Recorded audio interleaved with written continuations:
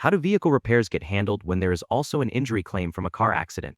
Usually the repair claim and the injury claim are handled as separate parts of the same accident claim. The vehicle side is the property damage claim. It deals with repairs, towing, storage, rental cars, diminished value, or whether the car is a total loss. The injury side deals with medical treatment, bills, lost income, pain, symptoms, and how the crash affected daily life. Under North Carolina law, paying for vehicle damage does not, by itself, settle the injury claim. It also is not automatically an admission that the other driver was legally responsible. But the wording matters.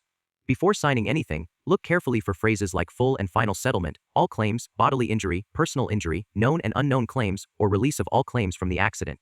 If a document says it settles all claims, it may affect more than just the car.